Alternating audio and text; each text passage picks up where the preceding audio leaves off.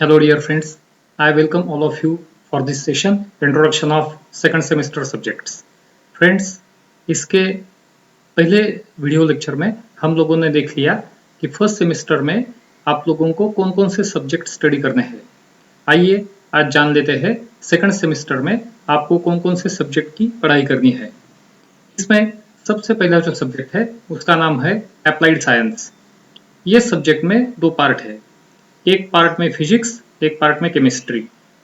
ये पार्ट के लिए आपको 70-30 पैटर्न है, यानी 70 मार्क्स की फाइनल एग्जाम आपकी होने वाली है, जो मल्टीपल चॉइस क्वेश्चन की ऑनलाइन एग्जाम होने वाली है। यानी आपको छोटे छोटे क्वेश्चंस दिए जाएंगे और वो क्वेश्चंस के लिए एक क्वेश्चन के लिए आपको 4 अल्टरनेटिव दिए जाएंगे। वो 4 अल्टरनेटिव में से करेक्ट अल्टरनेटिव आपको सिलेक्ट करना है, उसको बोलते हैं MCQ यानी मल्टीपल चॉइस क्वेश्चन। 70 मार्क्स की ऐसी आपकी एग्जाम होने वाली है। 35 मार्क्स के क्वेश्चंस रहेंगे फिजिक्स के ऊपर और 35 मार्क्स के क्वेश्चंस रहेंगे केमिस्ट्री के ऊपर। उसके लिए 90 मिनट्स का टाइम ड्यूरेशन आपको अलाउड रहेगा। ये सब्जेक्ट में आपको 3 यूनिट पहले जो है वो फिजिक्स के स्टडी करने पड़ेंगे और उसके बाद में जो 3 यूनिट्स है वो केमिस्ट्री के है। तो आइए अब आगे का जान लेते हैं इसमें क्या क्या आपको स्टडी करना है। एक और थिंग, 70 मार्क्स का तो मैंने आपको बता दिया, लेकिन 30 मार्क्स का जो है वो इंटरनल असेसमेंट के लिए रहेंगे, यानी 20 मार्क्स रहेंगे आपके क्लास टेस्ट के लिए। 20 मार्क्स की 2 क्लास टेस्ट आपकी हो जाएंगी। वो 20 मार्क्स का एवरेज निकालेंगे, जितना आप मिलाते हैं वो 20 मार्क्स का ऐड हो जाएगा 70 में से, वो हो गए 90 मार्क्स और बचे 10 मार्क्स। वो माइक्रो प्रोजेक्ट के लिए रिजर्व है। माइक्रो प्रोजेक्ट 5 मार्क के लिए फिजिक्स का रहेगा और 5 मार्क के लिए केमिस्ट्री का रहेगा। तो आइए अब आगे जान लेते हैं कि ये सब्जेक्ट में आपको क्या क्या स्टडी करना है। पहला यूनिट जो है वो फिजिक्स का यूनिट है। उसका टाइटल है properties of matter and non destructive testing, इसको NDT बोलते हैं। प्रॉपर्टीज ऑफ मैटर में आप स्टडी करेंगे different types of stresses and strain those occur on the matter. एक मैटर को अगर फोर्सेस लगा दिए तो उसमें कौन कौन से टाइप की स्ट्रेस डेवलप होती है, कौन से टाइप की स्ट्रेन डेवलप होती है। बाद में डिफरेंट टाइप्स ऑफ मॉड्यूलाई कौन कौन से है, जैसे कि यंग्स मॉड्यूलस है, शियर मॉड्यूलस है, बल्क मॉड्यूलस है, वो आप स्टडी करेंगे। स्ट्रेस स्ट्रेन कर्व बोल के एक कर्व रहती है, डक्टाइल मटेरियल के लिए भी रहती है और ब्रिटल मटेरियल के लिए भी रहती है। वो कर्व्स भी आप स्टडी करेंगे ये टॉपिक में। NDT का मतलब मैंने आपको शुरू में बोल दिया, नॉन डिस्ट्रक्टिव टेस्टिंग। ये इस प्रकार का टेस्टिंग रहता है कि जिसमें वर्कपीस को डिस्ट्रक्ट किए बगैर उसकी अंदर की ज्योमेट्री का पता चलता है। यानी कुछ एग्जांपल्स मैं आपको बताना चाहूंगा। मैग्नेटिक पार्टिकल्स टेस्टिंग या रेडियोग्राफिक टेस्टिंग या अल्ट्रासोनिक टेस्टिंग, ये टाइप की जो टेस्ट है इनको बोलते हैं नॉन डिस्ट्रक्टिव टेस्टिंग। ये टेस्टिंग में हमें पता चलता है कि जो वर्कपीस है उसके अंदर का स्ट्रक्चर कौन सा है, वहां पे एखादी क्रैक वगैरह प्रेजेंट है क्या, वहां पे एखादा ब्लो होल है क्या, या कुछ ऐसा इरेग्युलर माइक्रो स्ट्रक्चर वगैरह है क्या, वो हम स्टडी करेंगे ये यूनिट नंबर 1 में। 2 नंबर का जो यूनिट है उसका नाम है टाइप्स ऑफ मोशन। इसके पहले आपने शायद कुछ टाइप के मोशन के बारे में स्टडी किया होगा। तो 2 टाइप के मोशन के बारे में आप ये यूनिट में स्टडी करेंगे, एक है लीनियर मोशन और एक है एंगुलर मोशन। लीनियर मोशन में या एंगुलर मोशन में बाकी भी बहुत सारे टाइप्स के आगे क्लासिफिकेशन है, जैसा कि आपने नाम सुना होगा SHM यानी सिंपल हार्मोनिक मोशन, या uniform motion with uniform velocity, या और एक है motion with uniform acceleration and retardation. तो ये पूरा की पूरा टाइप्स ऑफ मोशन आप स्टडी करेंगे यूनिट नंबर 2 में। उसके बाद तीसरे नंबर का जो यूनिट है, ये यूनिट का नाम है photoelectricity, lights and lasers. Photoelectricity as the name indicates, इस यूनिट में आप स्टडी करेंगे फोटॉन्स यानी क्या होता है, फोटॉन्स की प्रॉपर्टीज क्या है, कैरेक्टरिस्टिक्स क्या है। फोटो इलेक्ट्रिसिटी यानी क्या, फोटो इलेक्ट्रिसिटी के जो डिफरेंट लॉज है वो लॉज कौन कौन से है। फोटो सेल यानी क्या, उसकी एबिलिटी क्या है, उसके प्रॉपर्टीज क्या क्या है। इन एडिशन टू दैट आप स्टडी करेंगे लाइट्स के बारे में, लाइट्स के प्रॉपर्टीज क्या है, लाइट रे निकलता है यानी क्या निकलता है, लाइट के characteristics, different types of properties वगैरह स्टडी करेंगे ये यूनिट में। In addition to that lasers, laser का नाम शायद इसके पहले आपने सुना होगा। लेसर ये एक्रोनॉमी है, light amplification of stimulated emission of radiations, ये फुल फॉर्म है लेसर का। तो ये लेसर यूज करके इंडस्ट्री में कौन कौन से एप्लीकेशंस होंगे या इंडस्ट्री में क्या क्या एप्लीकेशंस करते होंगे। आपने कभी सुना होगा कि लेसर यूज करके कुछ ऐसे इंट्रिकेटेड शेप के होल वगैरह वर्क इसमें जनरेट कर सकते हैं, तैयार कर सकते हैं। या लेसर वेल्डिंग का भी नाम आपने सुना होगा, लेसर कटिंग का नाम आपने सुना होगा। जो बहुत हार्ड मटेरियल्स रहते हैं, वो बहुत हार्ड मटेरियल्स यूज करने के मटेरियल्स कट करने के लिए लेसर बीम यूज करते हैं। तो लेसर की प्रॉपर्टीज क्या क्या है, उसके लिए क्या सेटअप जरूरी है, ये 3 टॉपिक जो है वो फिजिक्स के अंदर आते हैं। इसके आगे का जो यूनिट है वो केमिस्ट्री का यूनिट रहेगा। इसमें सबसे पहले आप स्टडी करेंगे मेटल के बारे में, डिफरेंट टाइप्स ऑफ मेटल्स, यानी मेटल्स कैसे तैयार होते हैं। ऑरेज यानी क्या, जमीन में से जो मटेरियल निकालते हैं वो बहुत ही रॉ फॉर्म में रहते हैं, उसको ऑरे बोलते हैं। वो ऑरे कैसे निकालते हैं, उसका रिफाइनमेंट कैसा होता है, उसके ऊपर कौन कौन सी केमिकल प्रोसेस करके उसका प्यूरिफिकेशन करते हैं, और प्यूरिफिकेशन करने के बाद डिफरेंट मेटल्स जैसे कि स्टील है, कॉपर है, एल्यूमिनियम है, बाकी बहुत सारे मटेरियल्स है, मेटल्स है, वो सेपरेट कैसे करते हैं वो आप स्टडी करेंगे पहले पार्ट में। एलॉयज, एलॉयज का मतलब ये कि 2 या 2 से ज्यादा मेटल एक पर्टिकुलर प्रोपोर्शन में अगर मिक्स कर दिए तो उसको बोलते हैं एलॉयज। वो किस लिए करते हैं, इंडस्ट्री में एलॉयज के एप्लीकेशन क्या क्या है।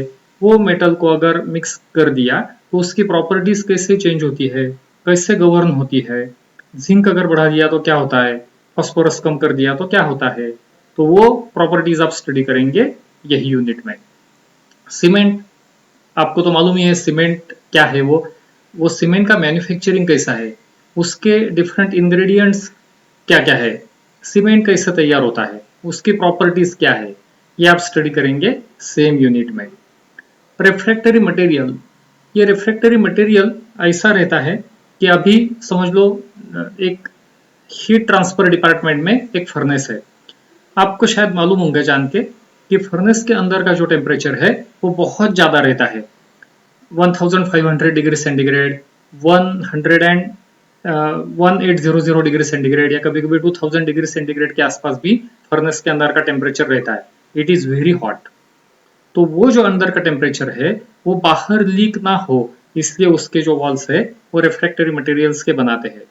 या अंदर का जो कूलनेस है वो अंदर परकोलेट ना हो, इसलिए रिफ्रैक्टरी मटेरियल्स का उसमें वॉल्स रहती है। तो वो रिफ्रैक्टरी मटेरियल के बारे में आप स्टडी करेंगे यूनिट नंबर 4 में। यूनिट नंबर 5 में वाटर ट्रीटमेंट। आपने शायद सुना होगा कि वाटर हार्ड वाटर भी हो सकता है। तो हार्ड वाटर अगर है तो उसमें कौन कौन सी ट्रीटमेंट देना जरूरी है कि सो दैट वो सॉफ्ट वाटर में कन्वर्ट हो जाएगा।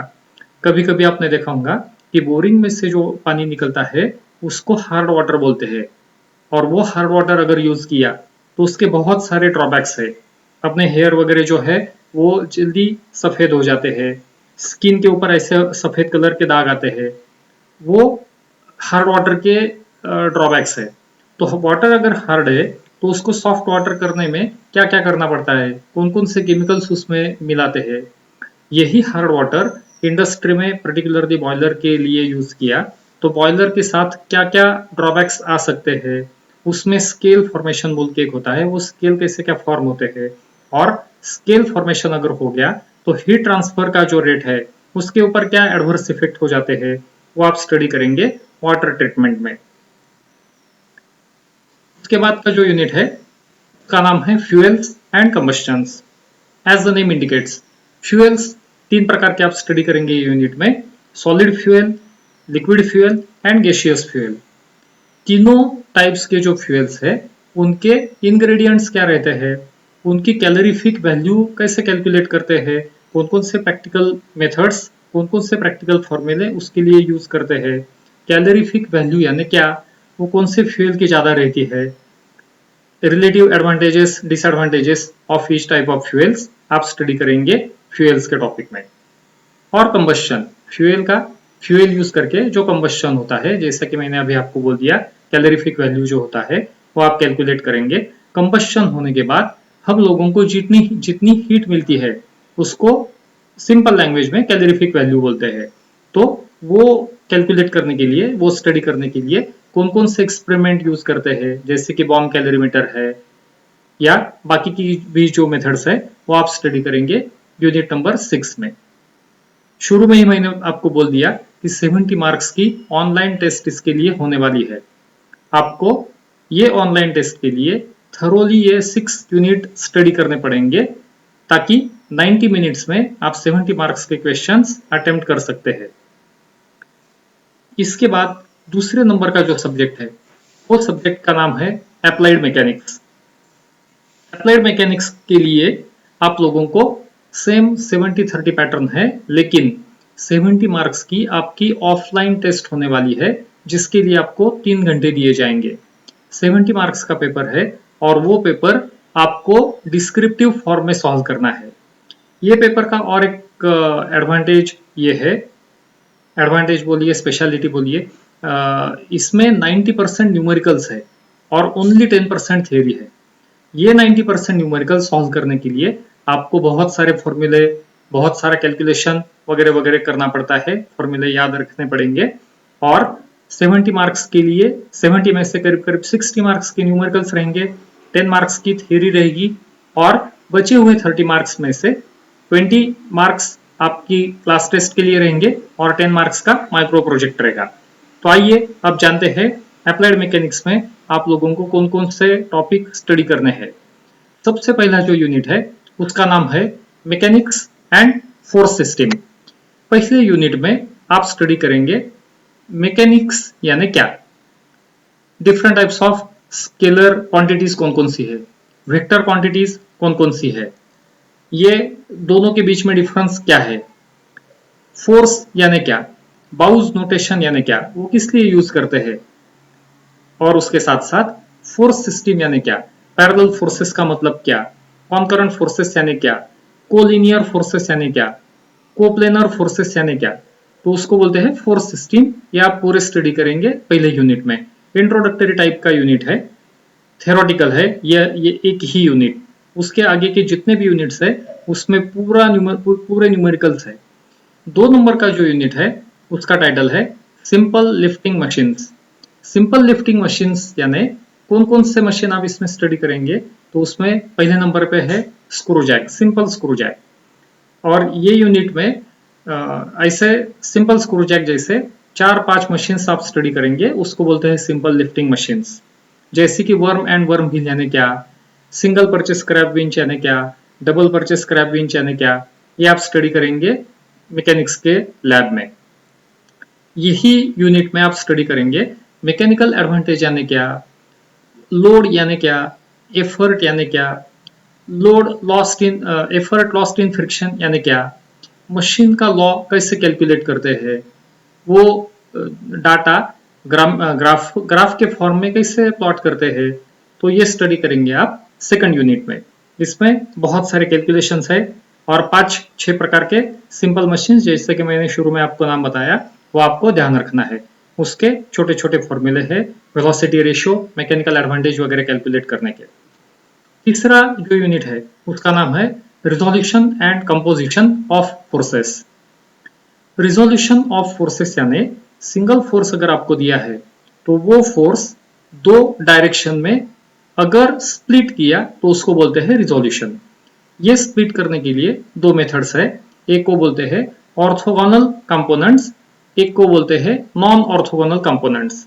ऑर्थोगोनल कंपोनेंट्स यानी सिंगल फोर्स को 90 डिग्री में स्प्लिट करना, 2 कंपोनेंट में स्प्लिट करना, उसको बोलते हैं resolution, that is orthogonal resolution. और एक फोर्स को अगर अदर देन 90 डिग्री में रिजोल्व किया, suppose 30 degree at the above and 45 degree below, ऐसा अगर रिजोल्व किया तो उसको बोलते हैं नॉन ऑर्थोगोनल कंपोनेंट्स।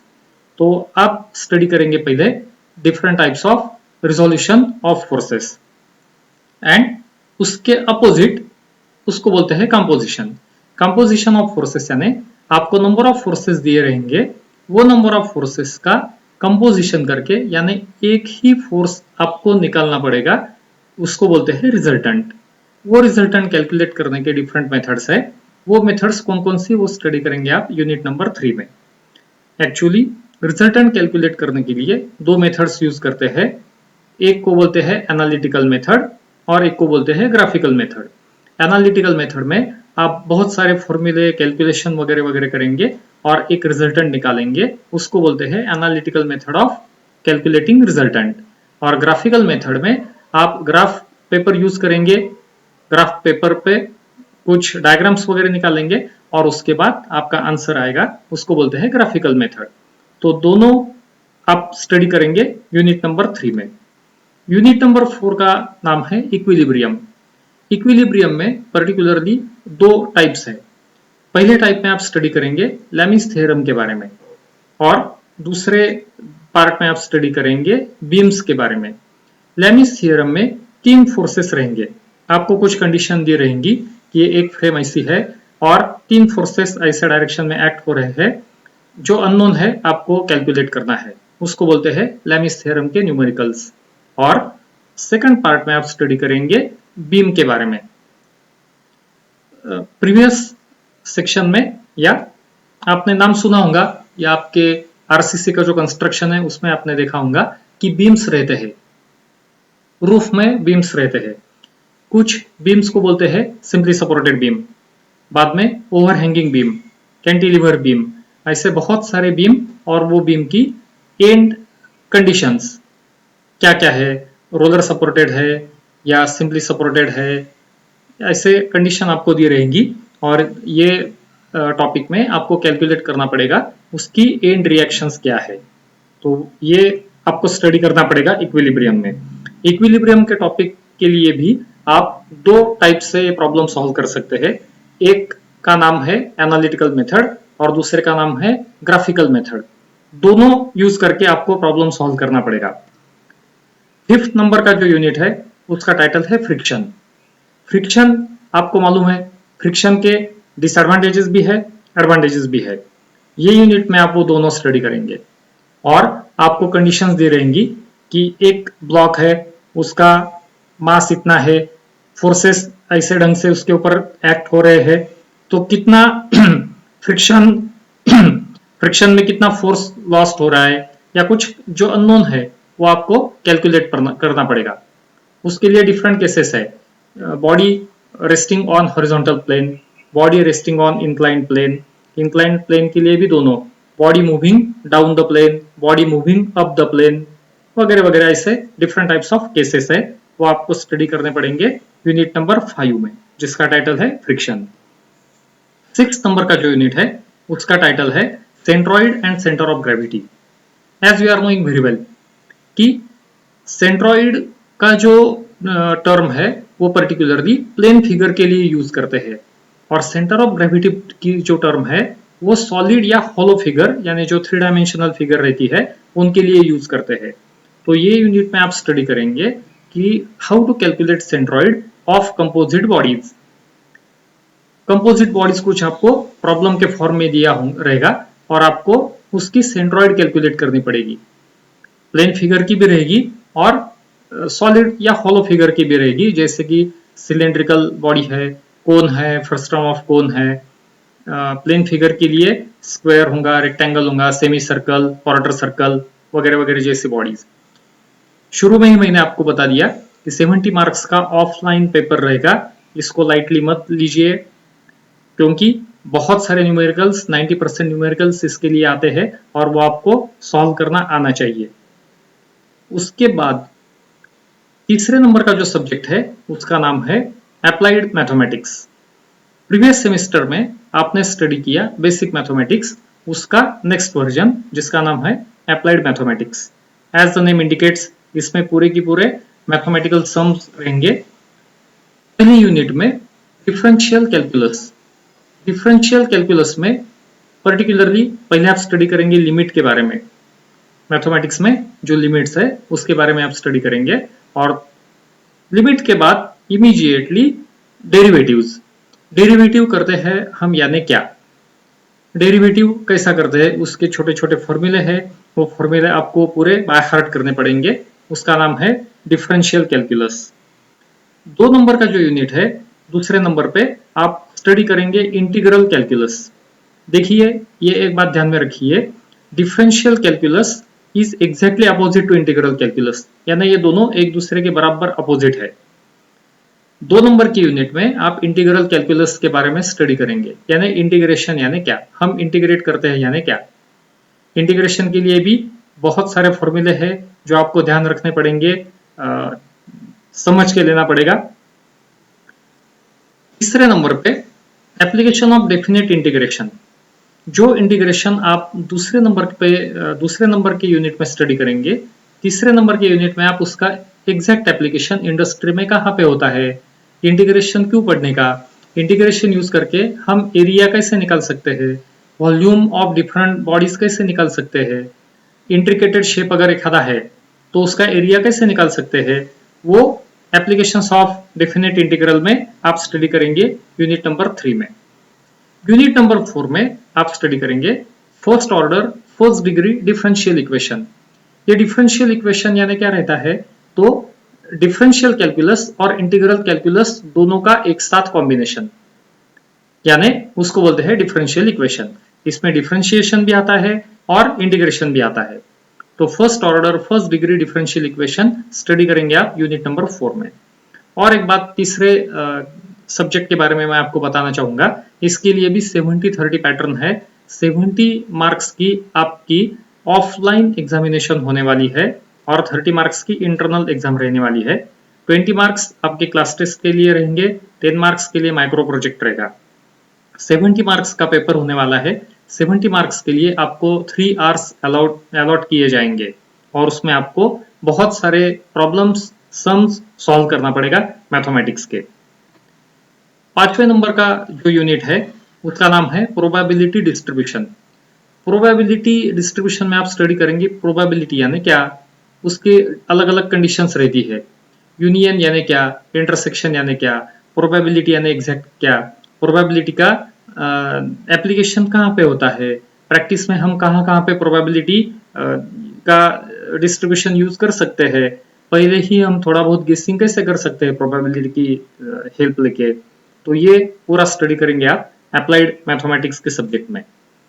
चौथे नंबर का जो सब्जेक्ट है उसका नाम है इंजीनियरिंग ड्राइंग।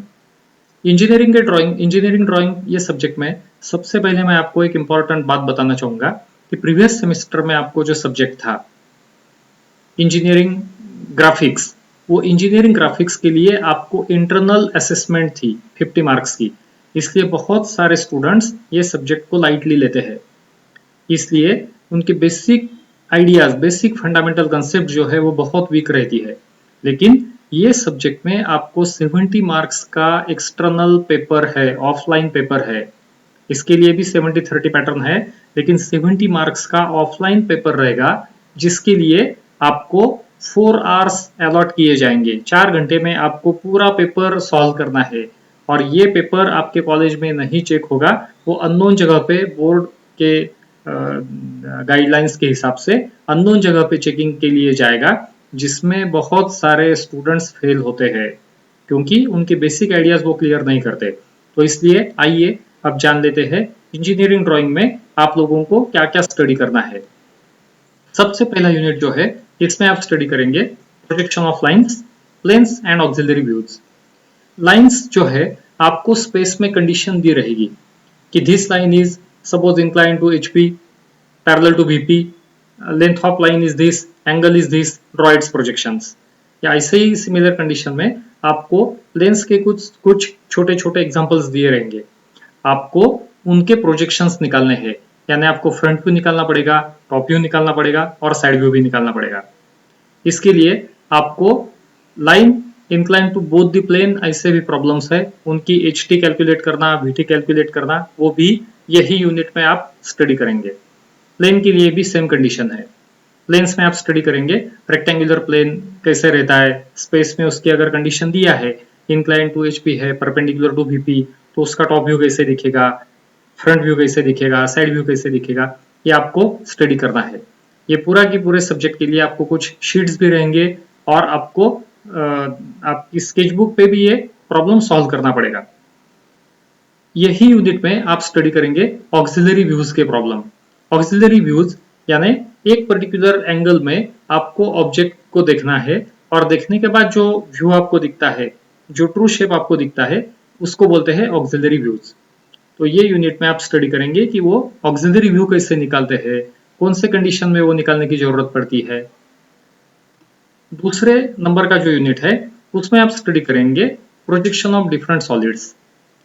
सॉलिड्स का अगर एग्जांपल मैंने आपको बताया तो प्रिज्म आते हैं, पिरामिड्स आते हैं, सिलेंडर्स आते हैं, क्यूब आते हैं।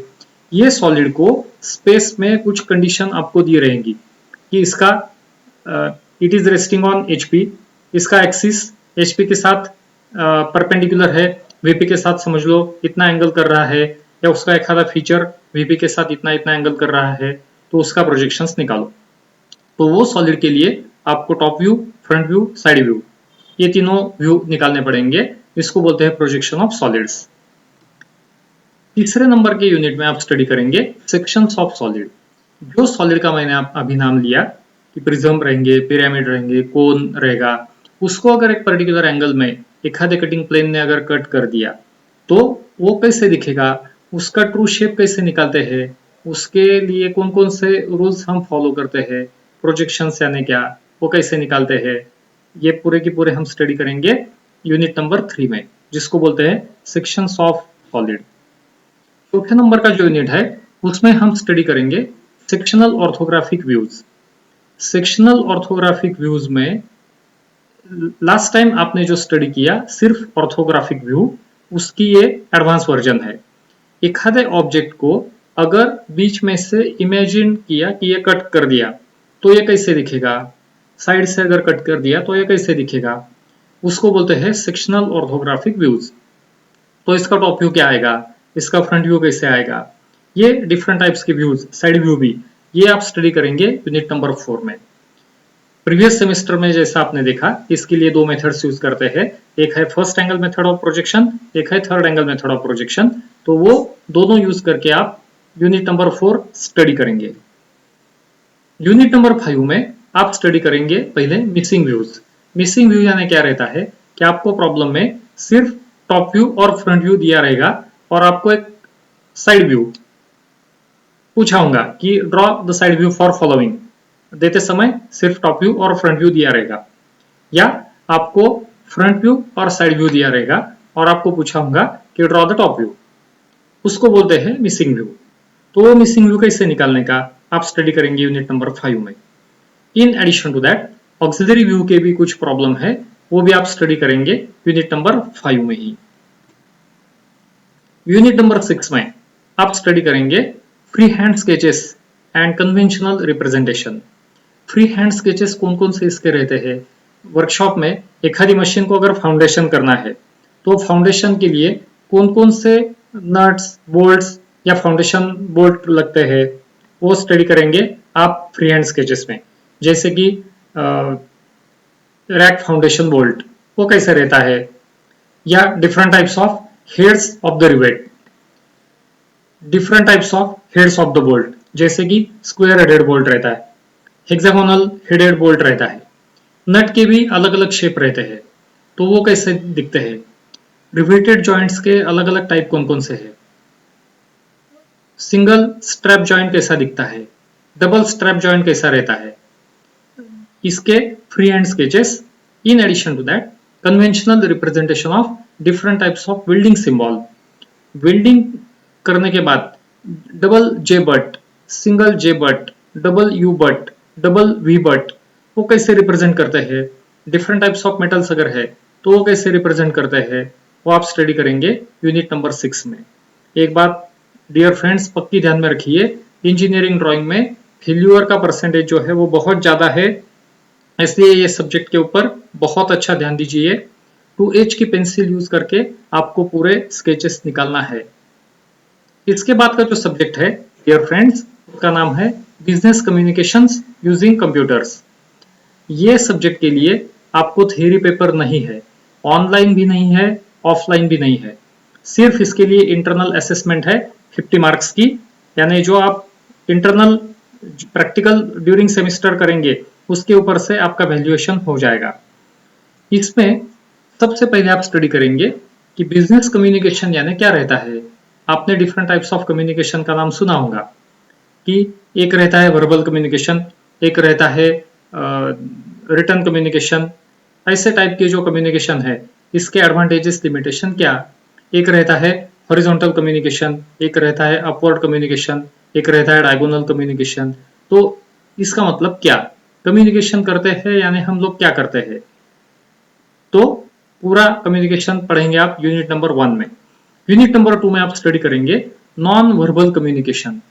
नॉन वर्बल कम्युनिकेशन का मतलब ऐसा कि हम लोग कुछ कम्युनिकेशन करते हैं by using our eye contact या by using our body contact, may be body contact, may be our gesture, may be our posture, उसको सबको बोलते हैं नॉन वर्बल कम्युनिकेशन। ये नॉन वर्बल कम्युनिकेशन कैसे करते हैं, इसके एडवांटेजेस क्या है, लिमिटेशंस क्या है, ये स्टडी करेंगे यूनिट नंबर 2 में। यूनिट नंबर 3 में आपको स्टडी करना है प्रेजेंटेशन स्किल्स। प्रीवियस सेमेस्टर में आपने स्टडी किया कि प्रेजेंटेशन कैसा बनाते हैं, पीपीटी कैसा बनाते हैं। इसमें आप उसका एडिशनल वर्जन स्टडी करेंगे कि प्रेजेंटेशन स्किल कैसे इंप्रूव कर सकते हैं। प्रेजेंटेशन करते हैं यानी क्या, स्टार्टिंग कैसा करते हैं, मिडल में वो सब्जेक्ट एक्सप्लेन कैसे करते हैं, उसका कंक्लूजन कैसे निकालते हैं, प्रेजेंटेशन करना यानी क्या। तो ऐसे छोटे छोटे प्रोजेक्ट आपको दिए जाएंगे कि आपको इसका प्रेजेंटेशन बनाना है, या आपको एक टेक्निकल पेपर प्रेजेंट करना है एक कंपटीशन के लिए। तो वो टेक्निकल पेपर प्रेजेंट करना ये आपके लिए रहेगा एक टास्क, वो टास्क आप स्टडी करेंगे यूनिट नंबर 3 में। यूनिट नंबर 4 में आप स्टडी करेंगे ऑफिस ड्राफ्टिंग। डिप्लोमा या डिग्री कंप्लीट करने के बाद आपने अगर सर्विस ज्वाइन की तो आपको बहुत सारे ड्राफ्ट बनाने पड़ेंगे।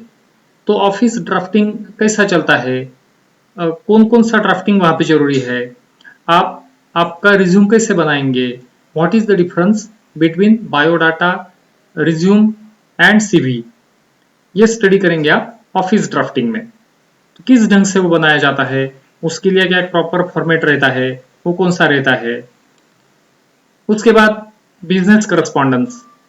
बिजनेस करस्पॉन्डेंस यानी जो लेटर्स वगैरह अपने ऑफिस में आते हैं या ऑफिस से हम लोग लिखते हैं उसको बोलते हैं करस्पॉन्डेंस। ये करस्पॉन्डेंस में बहुत सारे लेटर या मेल आपको हमको लिखना पड़ता है जो अपना बिजनेस है उससे रिलेटेड।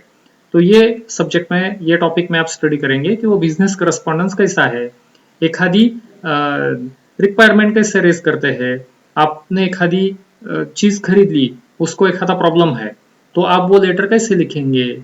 तो वो स्टडी करेंगे आप बिजनेस करस्पॉन्डेंस में। उस आपको समझो एखादा लेटर आ गया है तो आप उसको रिप्लाई कैसे देंगे। इसमें मेल या बाकी का भी जो कुछ करस्पॉन्डेंस लगता है उसका भी स्टडी आपको करना है। उसके बाद 6 नंबर का जो सब्जेक्ट है उसका नाम है मैकेनिकल इंजीनियरिंग वर्कशॉप। इसके लिए भी आपको थ्योरी पेपर नहीं है, ऑनलाइन भी नहीं है, ऑफलाइन भी नहीं है। आपको सिर्फ ड्यूरिंग द सेमेस्टर कुछ प्रैक्टिकल्स फॉलो करने हैं। वो प्रैक्टिकल्स में जो आप करेंगे उसके ऊपर से 50 मार्क्स का एक वैल्यूएशन हो जाएगा आपका, और फाइनली आपकी एक एग्जाम हो जाएगी प्रैक्टिकल एग्जाम वर्कशॉप में। उसके लिए कुछ मार्क्स रहेंगे, लेकिन थ्योरी पेपर इसके लिए नहीं है, प्रैक्टिकल एग्जाम सिर्फ है। पहले यूनिट में आप स्टडी करेंगे advance fitting operations. Previous semester में मैंने आपको बता दिया कि एक आधी मेटल की प्लेट रहेगी, आपको बताया होगा कि इसको परफेक्ट स्क्वायर बनाओ by using may be files, by using hacksaw, और वो था आपका जॉब। लेकिन अभी सेकंड सेमेस्टर में एडिशनल रहेगा कि उसमें एक पर्टिकुलर वी टाइप का सपोज एक स्लॉट बनाओ, 2 प्लेट्स आपको दी रहेंगी और इसकी असेंबली बनाओ, या एक आधे प्लेट में ड्रिलिंग का ऑपरेशन करो, या उसमें रिमिंग करो, या उसमें थ्रेडिंग करो, उसको टैपिंग बोलते हैं, वो टैपिंग करो, चैम्फर बनाओ। ये टाइप का जॉब आपको बनाना पड़ेगा यूनिट नंबर 1 में। 2 नंबर का जो प्रैक्टिकल आपके लिए रहेगा उसको बोलते हैं smithy shop work. Smithy shop में आपको एक फर्नेस में माइल्ड स्टील रेड हॉट होने तक गर्म करना पड़ेगा, और वो गर्म करने के बाद बाय यूजिंग फोर्सेस उसका शेप चेंज करना पड़ेगा। उसको बोलते हैं स्मिथी शॉप वर्क, या उसको बेंड करना पड़ेगा, या उसको सर्कुलर शेप में लाना होगा। ये टाइप का एक्सपेरिमेंट या प्रैक्टिकल आपको 2 नंबर में करना है। तीसरे नंबर का आपका प्रैक्टिकल रहेगा डोमेस्टिक फैब्रिकेशन वर्क, यानी आपको छोटी सी एक एक्टिविटी दी रहेगी कि एक छोटा सा टेबल बनाना है। वो टेबल बनाने के लिए कौन कौन सा मेटल आप लेंगे वो कट करो, कट करने के बाद वेल्डिंग ट्रांसफॉर्मर यूज करके उसको वेल्डिंग करो, ऑफ कोर्स आर्क वेल्डिंग करो। तो ये रहेगा आपका तीसरा एक्सपेरिमेंट। चौथे प्रैक्टिकल में आप स्टडी करेंगे advance carpentry work. Advance carpentry work में आपको 2 वुडन पीसेस दिए जाएंगे by using jack plane, hacksaw and different carpentry tools. आपको उसमें स्लॉट बनाना होगा और दोनों की बाद में असेंबली करनी पड़ेगी। इसको बोलते हैं एडवांस कारपेंट्री वर्क। ये रहेगा आपका चौथे नंबर का प्रैक्टिकल। 5वें नंबर का जो प्रैक्टिकल है उसमें आप स्टडी करेंगे डिफरेंट वर्कशॉप मशीन्स। इसमें एक्चुअली 2 ही टाइप की मशीन्स आपको स्टडी के लिए है, एक है लेथ मशीन और एक है शेपर मशीन। लेथ मशीन के डिफरेंट पार्ट्स कौन कौन से हैं, कौन कौन से पार्ट का फंक्शन क्या है, कौन से ऑपरेशन हम कैसे करते हैं, प्लेन टर्निंग यानी क्या, स्टेप टर्निंग यानी क्या, बाद में नर्लिंग यानी क्या, वैसे ही शेपर मशीन का भी आपको स्टडी करना पड़ेगा। शेपर मशीन के मेन पार्ट्स कौन कौन से रहते हैं, सिंगल पॉइंट टूल उस पर कैसा यूज करते हैं, उसके पार्ट्स का मटेरियल कौन कौन सा है, वो मशीन्स की स्टडी आपको करनी पड़ेगी। In addition to that drilling machine भी कभी कभी आपको बताते हैं, वो ड्रिलिंग मशीन का फंक्शन कैसे है, उसके मेन पार्ट्स कौन से है, उसका डायग्राम आपको निकालना आना चाहिए। और ये तीनों मशीन का स्टडी या थोड़ा सा काम उसके ऊपर आपको करना आना चाहिए। ये था आपका 5वें नंबर का प्रैक्टिकल। थ्योरी पेपर ये सब्जेक्ट के लिए नहीं है, प्रैक्टिकल एग्जाम एक होने वाली है। तो स्टूडेंट्स आज के वीडियो में बस इतना ही। ये हमारा चैनल अगर आपने सब्सक्राइब नहीं किया होगा तो आपको रिक्वेस्ट है प्लीज सब्सक्राइब इट। और ये वीडियो आपको कैसा लगा एंड में आप जरूर लिखिए। Thank you very much.